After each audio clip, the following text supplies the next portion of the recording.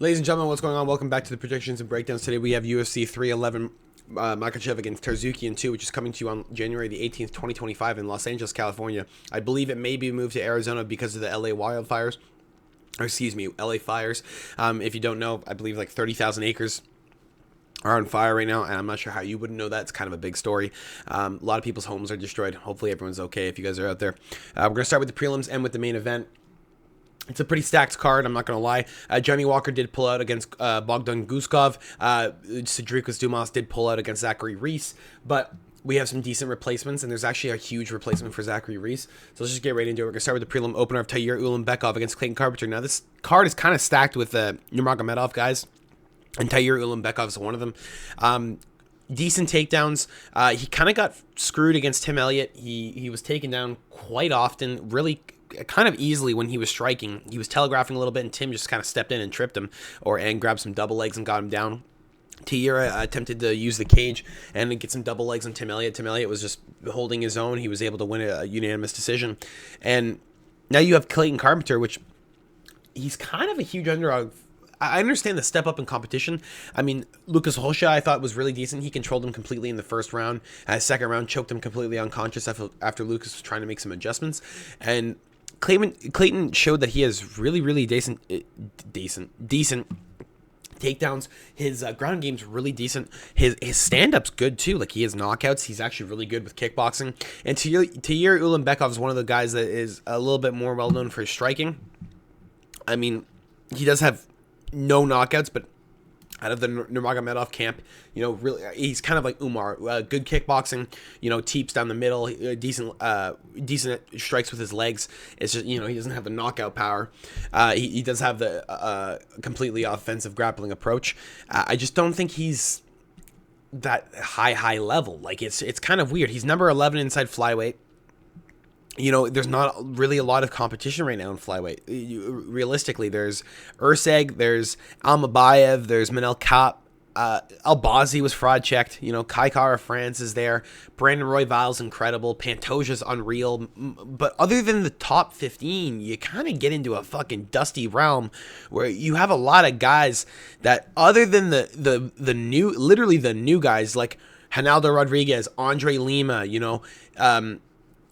Ray Toussaint, these are all brand new guys in the UFC. They're already there. Other than them, you have Tayyar Ulanbekov, who's been inside the UFC since what? 2020? And he's still here. Like, he's still fighting, like, not the level of competition you expect. Bruno Silva, decent. Ali Nascimento took him to a split decision. That should not be a split decision for you. What is going on? Tim Elliott loss? Weird. Nate Maness, standing guillotine. Yeah, well, Maness just made a mistake. We all saw it, and he's made a decent comeback since, okay? Cody Durden made a mistake. Again, one of those guys, really decent. If Cody Durden's a plus 145 against you, Clayton Carpenter should not be a plus 300. Keep that in your mind. I do not think Clayton Carpenter should have that line. That is a little bit ridiculous. Huge step in competition, but watch for Tayyar Ulanbekov to probably take this to a split decision if that's how he wins, because this is going to be a lot closer of a fight than fucking the lines see it. That's absolutely ridiculous. We're going to move on next on prelims. Ricky Turcios against Bernardo Sopaj. Now, Sopaj did get knocked out last time around against Vinicius Oliveira. It was his UFC debut. I believe on short notice, if I'm not mistaken. He was supposed to fight the week after or something. Obviously, he did not end up making that fight. And Bernardo was kind of owning Oliveira. And Oliveira's good. Like, Oliveira's really good. He was winning that fight. Oliveira kind of needed a finish inside the third round. Well, maybe not. I think it might have been 1-1 going into that third round. But Bernardo Sopaj kind of gassed out inside that second round. I don't think he had the type of cardio that he was expecting for this fight. And I don't think he was expecting to fight a guy like Vinicius Oliveira, who's very explosive, and his cardio is really decent. And for a striker, he comes at you consistently. He doesn't slow down. So it's interesting to see how Bernardo was going to deal with that. I believe he was supposed to fight. Where is it here? Yeah, Ricardo Montero. That's who he was supposed to fight. And obviously, I can see why he didn't have the cardio. He was expecting to fucking finish this dude inside the first round, maybe, and get it over with. And when you're fighting Vinicius Oliveira, you can't really do that. This guy has got a lot of knockouts, kind of insane. Beat up Ricky Simon, who's a really decent all-around MMA artist. And now you have Ricky Turcios, who's trying to like get back inside that win column and establish himself. The Brady Hiestand decision win kind of aged a little bit well. Brady's really decent. Eamon Zahabi lost, aged pretty well. And then because Eamon's absolutely unreal. Kevin Nativid, I don't know what his fucking name is. Split decision is kind of wild. And then you lose to Raul Rosas Jr. You're fighting Bernardo Sopaj, who I don't think is on the level of some of those guys. I think Bernardo's to be a minus 355 is a little bit fucking ridiculous. But I think if he has a proper camp and he has the camp that you would have expected to see with Oliveira, I think he would have beaten Oliveira. I think if he had the actual proper time and he was told about this in advance, he had 6 weeks or 8 weeks to fucking prepare for this, he would have been absolutely unreal. And now he does. Now he has an actual established fight. He's fighting Ricky, who's not, not the craziest striker you've ever seen in your life, and Bernardo can keep him on the feet. He has decent ground game and decent takedown defense to where you're not going to get into a position where Ricky's taking you down and you're getting held down for the entire round. Bernardo's going to be able to get up unless he's completely gassed, which I don't think is going to happen, and he's going to be tagging Ricky with decent shots, and Ricky's going to be getting gassed out. The body shots, the body kicks, like it's going to be tough work. It can be real tough work. The kicks from fucking Sopaj are really decent. So just look for a lot of body shots to slow down Ricky and his grappling approach probably. And probably just keeping it at range and trying to tag him out here. Especially, well, I guess not at range. Fuck, we're missing 5 inches of reach. He might have to close the distance a little bit, but you might have to stay at range because Ricky's going to try and just run at you. If you're too close, you're getting taken down when you throw a big strike from your hip. Next on the prelims, Rinyan Nakamura against Muin Gafarov, and we're going Rinyan Nakamura. I mean, you can't really go against him. He's just kind of got it all. He's kind of the hybrid's the exact name he should have. Like he's absolutely unreal. If I'm not mistaken, let me just double check here before I start yapping my shit. Yeah, exactly. He is a gold medalist in the World U23 Championships in wrestling. He did get he has 3 bronze medals and a silver inside the Japanese, 2 bronzes and a silver inside the Japanese National Championships. This guy's absolutely unreal. And you have to understand that when it comes to wrestling approach, he's not going to gas out. He's going to absolutely roll over you. And Rinya has really, really good hands. Like, really good hands. Like, really decent hands. You're fighting a guy who has absolutely unbelievable pressure, unbelievable takedowns, unbelievable skill, unbelievable talent, and he learned how to strike. Now you're fucked. Now Muin Gafarov is not some bitch. He's not one of those low level guys, but he's coming back to the UFC. He only has a win over Kyung Ho Kong, who, by the way, I'm pretty sure I bet Kong to win that fight, if I'm not mistaken, because Gafarov is just ass. I'm taking Rinyan Nakamura to just roll over this guy. He should finish Gafarov. Realistically, he should finish Gafarov. Now, Gafarov has not only been finished once inside of his career. I think Rinya can get it done. I think he has it. I think he can come out here at 311 and just torch this guy. And I wouldn't be surprised if he did it. I don't think Gafarov has a chance. I think he's just not even close. I think he's going to lose his fight, get kicked out of the UFC for the second and final time. We're not going to see him again. He's going to go over to LFA, get his fucking belt back, and just sit there and hunt the nobodies for, till the end of time, seeing as Bellator just died and PFL is going to be right alongside with it. One championship starting to fucking slow down because they have no money. You're kind of seeing the end of all times for MMA. UFC still the dominator. Next on prelims, Carl Rosa against Eileen Perez. Now, this is a feature bout for me. Realistically. I mean, this is actually a really decent bout in women's MMA. A lot of people don't like women's MMA. You guys are casuals. Eileen Perez has been consistently improving over a long period of time. Consistently improving. I'm going to take Eileen Perez.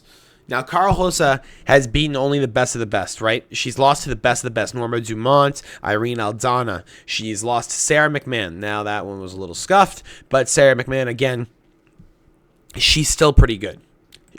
She's still pretty good. Irene Aldana, fantastic. Okay, that's a fucking weird-ass photo to have for Irene Aldana. I'm not going to cap. Norma Dumont, really good. Now you're fighting Eileen Perez, who is also absolutely unreal with the takedowns. Her takedown of her pressure is ridiculous. Now, I'm taking Perez all day. Her at a plus 210 is a little bit ridiculous. She should not be.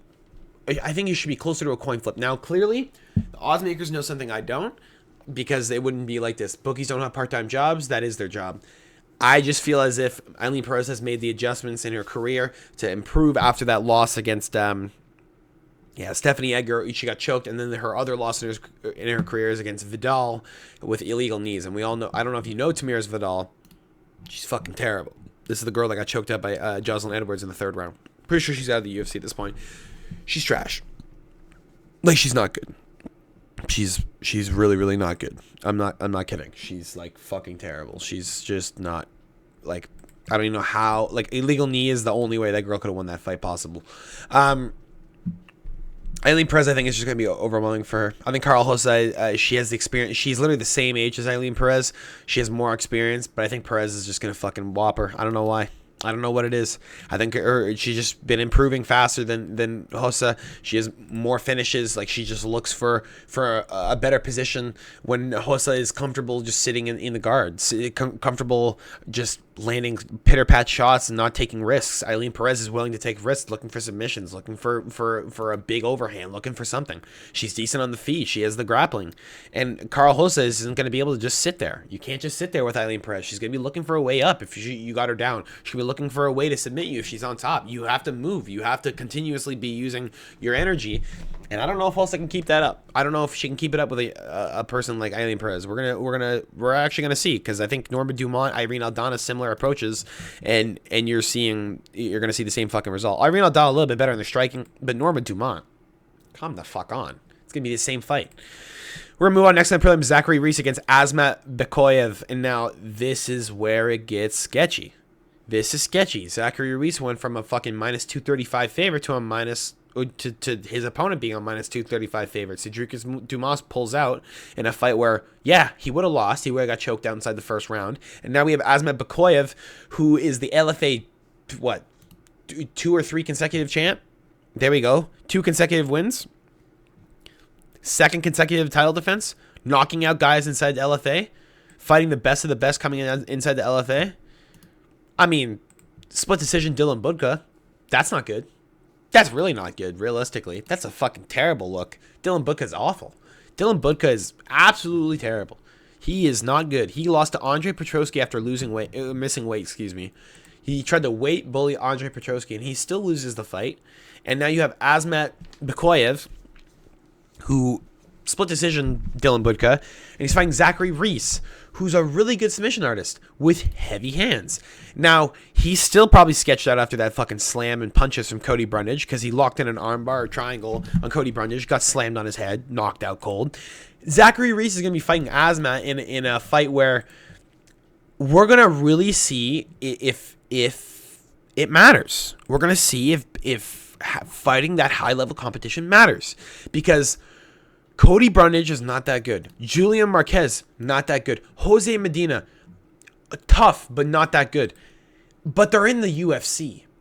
They're the best of the best. They made it to the top tier. They made it up there. And now you have Asmat Bekoyev, who hasn't fought any of those guys, except for Dylan Budka, who arguably shouldn't be inside the UFC anymore. And he's a favorite. He hasn't even fought anyone of this caliber. He's 5 inches down on the reach. He's fighting 5 inches up. Dude, he's 5'11", fighting a guy who's 6'4", arguably 6'4.5", with 77 inches. What? And he's a favorite. I'm taking Zachary Reese, man. That's ridiculous to me. That is one of the most ridiculous fucking stats I've ever seen in my life. The fact that he has not fought, experience, in my opinion, matters. And this is where it's going to be proven. I think Zachary Reese is going to prove that it matters a lot. And this is going to be one of those fights where a guy who we think we have potential from another fucking division come in and get starched. He gets knocked out in the first minute and a half. I think it's going to be under 1.5 rounds. I think Zach's probably going to fucking torch this guy. I think Bekoyev's going to be scared. Dude, UFC jitters is real. That shit is real. Fighters talk about it. They're in interviews saying it's real. When you get those lights on you and you have people, if they're in Los Angeles, California, one, it'll be sold out. People are fucking losing their minds right now because the fires and stuff. They want to be somewhere.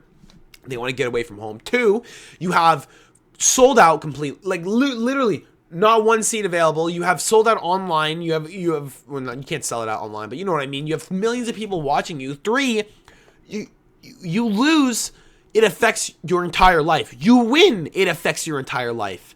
This is going through your head while you're waiting for Bruce Buffer to announce your fucking name. Just saying. Zachary Reese has already come to terms with it. He's been inside the UFC. He's not going anywhere. He had a confident win against Jose Medina where he definitely could have got the finish, and he chose not to. He said, I just wanted to be comfortable. I wanted to get back in. I'll look for a finish next time. He took this fight against Azmat. He took it. He knows who he is. Let's see if he gets it done. Next on the prelims, we have Grant Dawson, KGD, against Diego Ferreira. Now, Diego Ferreira might be a good pick because Grant Dawson's a little chinny. He hasn't fought people with big hands. He's fought Rafa Garcia. No. Not even close to big hands. Joe Selecki. No. Damir Ismagulov. Okay.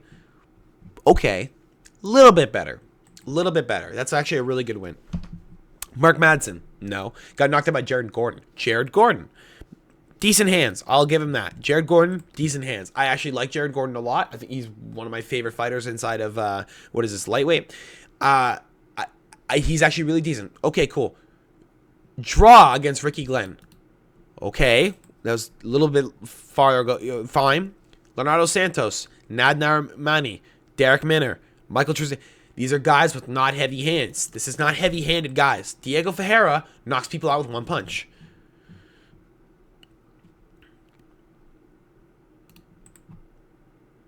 Ugh, he knocked out Jared Gordon, too. I remember that. I remember watching that. Choked out Anthony Pettis. Oh, fuck. I'm not gonna lie. I'm picking Grant Dawson, okay? I'm picking Grant. I'm picking Grant because I think he's just better. I think his approach is going to be better. I think he's just going to kind of start. Ferreira is going to come out and throw hands. He's going to attempt to knock him out.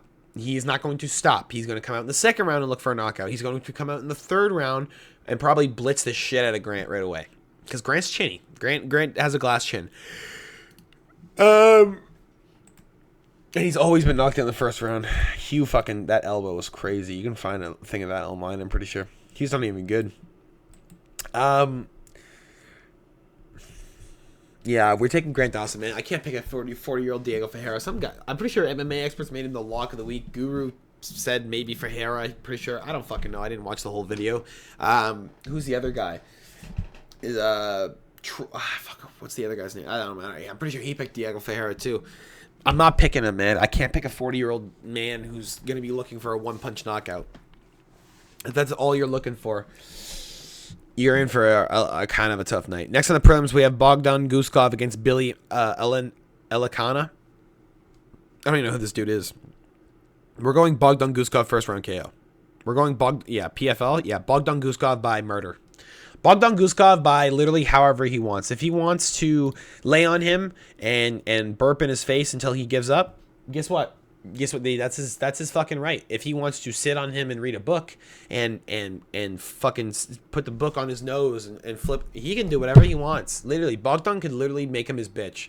It literally does not matter. At this point, Bogdan is going to walk in. He's going to starch the shit out of Billy, and he's going to scream in his face when he's on the floor unconscious, and he's going to walk away with his hands up. That's what's going to happen, and it's a promise. It's literally a promise. I'll see you on Saturday. I'll see you in. I'm going to bet under half a round KO, and I will win. I'm telling you right now, Bogdan is going to torch this guy. He will fuck him up. It's going to be very quick. Okay. Gelton Almeida against Sergey Spivak next in the prelims. We're going Gelton Almeida. People are picking Sergey Spivak to get a submission. No. Yeah, Gelton Almeida, you think he's going to... As a 240-pound heavyweight, right? Sergey is also a 240-pound heavyweight. They're equal in weight. Gelton Almeida is like this is Gelton's, or this is fucking what's his name? Sergey's grappling, and this is you can't even see it because Gelton's that far up. Sergey's gonna get fucked up. Sergey's gonna get absolutely mauled, and there's not a fucking thing he's gonna do about it. His best wins, Marcin Tybura. That's his best win, or Olenek, arguably. That's his best win. I want you to take that into consideration that Gelson Almeida has beaten Romanov. He's beaten Lewis. I mean, he beat Lewis too. He was going to beat Blades if he didn't fucking just sit there in the hammer fists. Jairzinho Rosenstrike, Shamil Arburakhamov. Jesus Christ. I didn't want to mess that one up. Or Anton Turkali. I'm just saying, man. I'm just saying. He's gonna own Sergey Spivak. There's not much to talk about in the stand-up because we know this is just going to go to the ground. And if Jelton stands up with Sergey Spivak, I mean, he might get knocked out. So let's just go to the ground. Let's just go to the grappling approach. Let Jelton do his work. Win another boring heavyweight fight. I'm not even going to talk about that one. I don't really care. I literally don't care about Jelton. Yeah, well, I do a little bit. I think he's impressive. It's just, it's going to be a boring fight, and you know it. Next on the prelims, we have the featured prelim of the evening by the UFC, Peyton Talbot against Hani Barcelos, and Peyton Talbot's going to starch him. I saw some guys picking Hani Barcelos. You think almost a 38-year-old Hani Barcelos is going to lose to a Peyton Talbot starching guys with one punch? Are you fucking mad? Are you okay? Is there something in your fucking brain that says Umar Nurmagomedov knocked him out? Umar doesn't get knockouts. He has good striking. He does not get knockouts. If Hani Barcelos is getting knocked out by Umar Nurmagomedov, Peyton Talbot is going to starch him quicker than Umar. So that means under 1.5 or under half a round. Peyton Talbot is the key to the future. This kid is fucking unreal. He dresses crazy. He has good fashion sense. He has a hole in his stomach as a tattoo. Well, not a real tattoo. He's a hole. It's literally a fucking black hole between his body. Like, this kid's awesome. He's going to starch the shit out of Hani. I'm just saying. There's absolutely no world where Hani Barcelos wins this fight. And if he does win this fight, I'm not kidding. I will snap my headset on stream. I will break it. I will break my headset on stream. No word of a lie. If Barcelos wins, I will snap my fucking headset because I do not believe it. Peyton Talbot is going to starch him. It is going to be very quick. There is nothing to talk about. Hani Barcelos maybe will shoot for a takedown. Maybe he gets a takedown. Not very long. Peyton's just going to shove him off. He's going to shove him off and say, fuck you, and just lay hell. Dude, he doesn't care. He literally doesn't care. If you watch his fights, he's just fucking so, like Cameron Simon was hurt, went for a really good takedown. Peyton's like, nope. Completely defended it. Said, get the fuck up. Get up. And he got up, got starched. Got starched inside that second round. Barcelos loses. That's all I gotta say. We're gonna start with the main card, guys. If you guys did enjoy this, make sure to drop a like and subscribe if you haven't already. We have Kevin Holland against RDR, Renan de Ritter. He is a two-time one championship winner. Lost to Anton Malikin, whatever, fuck. Got knocked out and then lost again when he retired in the middle of the round. And now we have Trailblazer as an even against Holland after Renan de Ritter almost got starched by Gerald Meerschaert on the feet.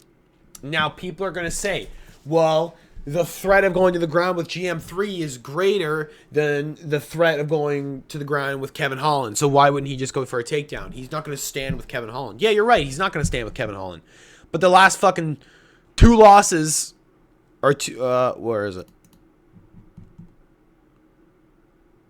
Michael Page just kind of fucked him up, actually. Like the Wonder Boy fight, broke his arm. Delize broke his rib. We're not breaking shit this fight. Kevin Holland's going to come out, and he will knock out Renan de Ritter. That is my prediction, because Kevin Holland's long. He has amazing striking.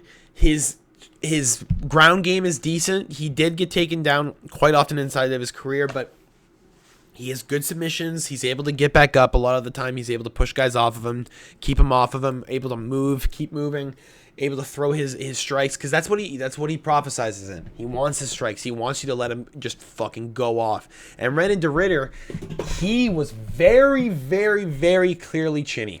Very chinny. GM3 barely hit him in the first round and basically dropped him and almost fucking nuked him.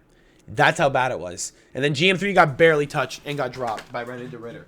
I'm telling you right now, Kevin Holland lands a half-decent strike on Renan de Ritter. He's going down. Holland will follow him. Or, actually, you know what? I bet you Holland will let him back up. I bet you Holland won't follow him. I bet you Holland lets him back up. And he just fucking hits him with another right hand and drops him. Renan de Ritter does not, like, dude, he's coming from one. He's coming from one.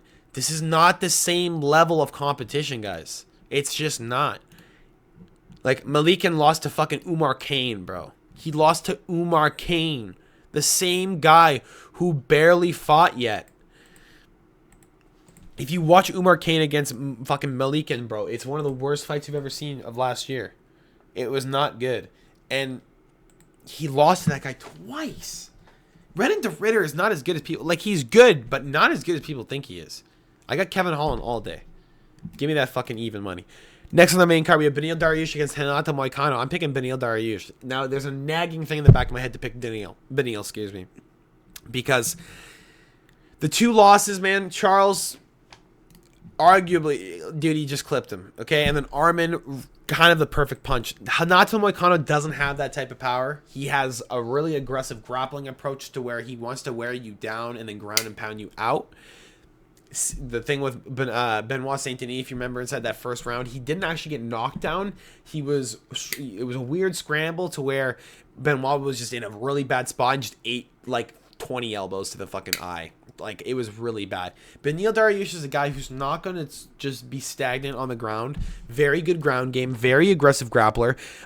Beat the likes of Gamrot, Tony Ferguson, Diego Ferreiras, Drakkar Close with a huge highlight knockout. Drew Dober with an armbar submission. Really nice. Thiago Moises.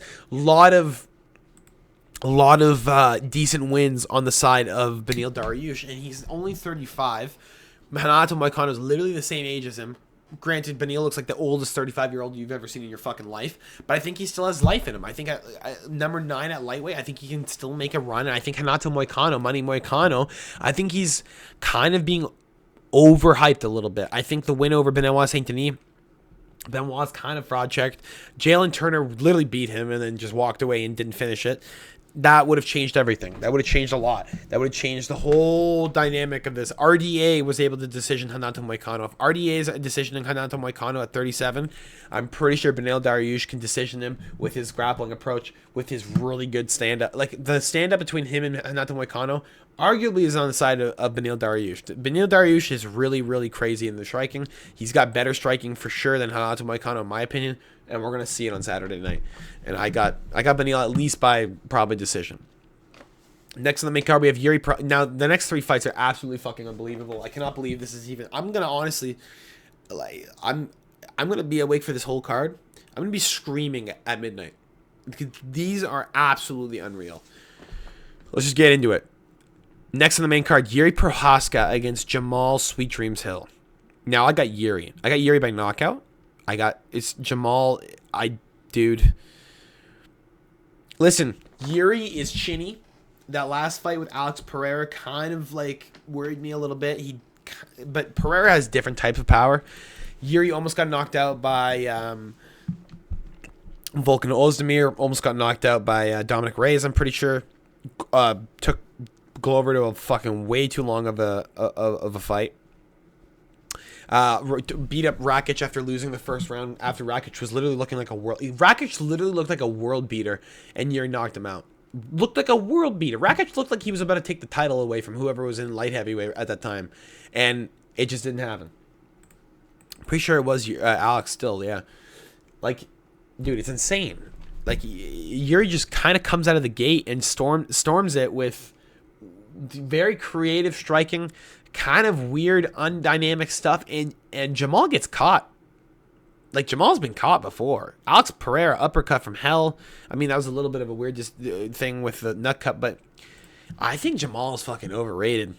I think he's shit. I think he argues too much online. He's kind of full of his own ego. He's kind of full of himself. Talks a lot of shit. Doesn't really back it up when he's in the octagon. Says that Alex cheats. Says blah, blah, blah, blah, blah, blah, blah. A lot of bullshit, man. Yuri doesn't make fucking mistakes. Or, excuse me. Yuri doesn't make, what's the word? No, it's not mistakes. What's the fucking word? Oh my god, why can't I think of this word right now? It's when you say something as a reason for not doing something else. Why am I literally blanking on this word? You're giving an excuse. There you go. That's crazy I couldn't remember that word. He doesn't make excuses, man. Yuri didn't make excuses. Literally all he does is he's just serious. He's like, he literally posts online, "I'm sorry, guys, this is my mistake. I need to go back to training, and if I'm not good enough, then I'm done." Okay, respect. Jamal goes online. "I didn't lose. The ref made me lose. I didn't lose nothing." Motherfucker, you lost. You got knocked out cold. I didn't lose nothing. All right, you didn't lose. I think Yuri Prochazka is just more creative than striking. He's going to open up more opportunities. He's going to just catch Jamal Hill with something that he's not expecting. I think he's just going to hit him with some weird spinning elbow thing. He's going to knock him out similar to Dominic Reyes. I think it's going to be crazy. I think it's going to be a highlight reel knockout. I think Jamal Hill and Yuri Prochazka is going to be one of the better fights of the night. And that leads us into our co-main event of the evening. If you guys did enjoy this, make sure to drop a like. If you haven't already, we have Merab Dvalishvili against Umar Nurmagomedov. Now, a lot of people are picking Umar Nurmagomedov. It is a Nurmagomedov, right? It is a, what? No. Okay, sorry. I'm just getting a scam text. I don't know why I'm even reading those right now. A lot of people are picking Umar Nurmagomedov. Better striking than his cousin. Similar grappling approach. Really, really insane scrambles with Corey Sandhagen. Impressive fight. Arguably 48-47 Sandhagen. I thought it was 49-46 probably.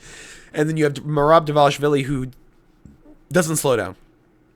Doesn't slow down at all. Consistently running at you full speed all the time. Umar, very similar. Odds, kind of crazy. And I like Merab as an underdog. Because I would pick Umar if they were even. But seeing as Merab's a plus 250, it's kind of fucking wild. I'm not going to lie. If you're on the betting side, you take Merab as an underdog. If you're smart and you're thinking about it, Umar probably is going to win. His striking is going to be too much for Merab. Merab's been caught by a lot of guys. He's been dropped by Henry Cejudo, dropped by Marlon Moraes, dropped by Jose Aldo, had him hurt, I'm pretty sure, for a second. Sean wasn't able to get anything off. Piotr Jan hit him with a couple good strikes. It's just, you get into these spots where if you have a little bit of grappling and you're really good at striking, you're going to knock out Merab. And Henry had it. And he didn't get it. So I'm worried that Umar is not going to be able to get it. Henry's, dude, Olympic champion, like UFC double champion. He's fucking insane with the wrestling. He's really good with the grappling. He couldn't stop Merab. He won one round and lost the next two. And got picked up and taken over to a corner. That's insane. In the third round or whatever it was. Umar is going to need a little bit more aggressiveness when it comes to this fight. He's going to need to probably have a little bit more gas in the tank than he did against Corey Sandhagen. Merab is a little bit of a different animal. This is a huge fight, man. It's really hard to pick a winner here. I like over 3.5 rounds, over 4.5 rounds. I think we're going to a decision here. I think these guys are going to be fucking absolutely going at it. But do not be surprised if you see Umar just drop him. Because that can happen, man. He was choked out cold by Ricky Simon. There's a lot of ways to end it. Umar has amazing submission grappling. I'm excited to see this fight. I can't really talk much more about it because I'm not really well versed with bantamweights. I think it's close. It's fucking close. It's really close. And I think it's just on the air of Nurmagomedov. He's 18-0. He's gonna get some love from the judges for being a Nurmagomedov. There's just a lot of like iffies, you know. I'm not sure. We're gonna move on to the main event of the evening. If you guys haven't already, drop a sub. I do this every single week. Tuesdays are predictions and breakdowns. Thursdays are the betting talk or whatever I feel like doing. And Saturdays are the live streams followed by the recap, either that early that or late that night on Saturday or early morning Sunday.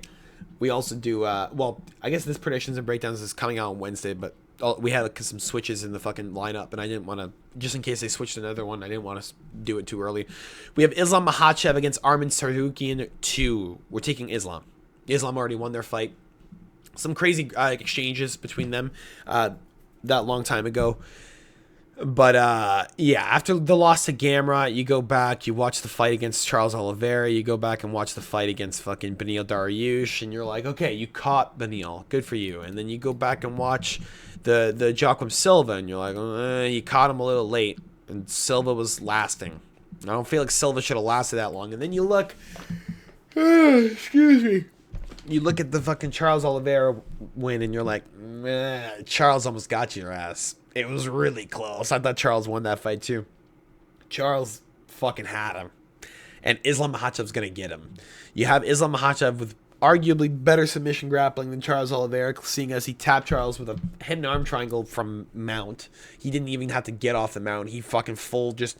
If you have crazy squeeze, it's better not to get off the mount when you're doing an arm triangle, because then they can't do that fucking technique where you grab your leg, or you wrap your arms around your leg and you pull on with your leg on your arms to get that space, to create some space from the arm triangle.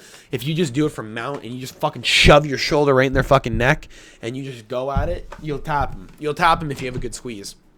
It's better to keep them out because then they can't move. They can't go anywhere. You have them in the full arm triangle. You hold it. You can go off to the side a little bit, obviously, from the mount if you have your legs crossed or whatever. But you're just trying not to get bucked off. And you're just trying to hold it there. Because as long as you don't go off to the side, it's easier. And that's what Islam did. And you have a guy like that with really, really good submission grappling. His striking is absolutely... He knocked out Alexander Volkanovski. I get it. He was on a short camp, drinking every day, not really all there. He did do it, though. He also choked at Dustin Poirier with a Darce, which is kind of nasty as fuck. Knocks out Bobby Green, chokes out Charles Oliveira, beats Volkanovski. I thought Volk won the first fight, but whatever. You know, gets Dan Hooker and a Kimura, which is kind of a like when you're fighting a dude and you get a Kimura, it's kind of like you're bad, right? Like a Kimura or a key lock. Like those are kind of like two of the most embarrassing ones to get caught in, because there's a lot of ways not to get caught in them, and he's catching guys in crazy shit. And Islam Makhachev is going to be here for a long time. I think Armin's going to go back to the drawing board. I don't think he's ready to be champ yet. I don't know if he's ever going to be champ. I don't think he has it. He was able to beat Joel Alvarez, which is super, super impressive win. If you go back and watch that fight, absolutely unbelievable. Benil Dariush win, Joachim Silva, great knockouts. They're great. He lands heavy strikes. Islam can get hurt. We've seen it before. He got dropped by Volk inside that first fight. And he got knocked out for his only loss. But still, you have to take into consideration Islam's just a more complete fighter. He's better, more experienced, has higher level trainers on his side, fighting out of the Khabib Nurmagomedov camp. This is literally like his main shit. This is where he's at. This is exactly where he wants to be. This is exactly the type of guys he needs to be training with. And I think Islam is having Khabib in his corner. I think he's just going to starch Armin. I think he's going to finish him. I think he's going to get him under 3.5 rounds. And that's my final prediction. Hope you guys enjoy this. Make sure to drop a like and subscribe if you haven't already. I know I've said it like 10 times, but just in case you're skipping through the video and you don't hear me say it, I got to say it, man. I'm trying to get the channel a little bit bigger, trying to get some bigger live streams. I've been enjoying it. Even though, dude, I get like 2 or 3 people talking in the chat. I don't care. I'm still sitting there the whole night watching from prelims to the end. I'll always be there. I'll be there every weekend unless I'm actually busy. Unless I'm busy with actual, like, family stuff. If it's fucking anything else, I tell people to screw off. Fights matter, and I'm the guy that wants them to matter. I still watch every single fight card. I'm not going to miss one. I still rewatch fights. I still watch everything. And I'm going to be going back to training coming up in March here whenever the snow goes away here in Canada. But enough yapping. That's all I got for you guys today. Hope you enjoy this. I'll talk to y'all later. I'll see you tomorrow, I believe, for the betting talk. And I'm going to be doing that 2024 reactions recap hopefully soon. It's just a lot of work. I got to probably do it on the weekend here. And I'll hopefully release it, I guess, Saturday or Sunday. We'll see. That's all I got for you guys. Talk to you later. Peace.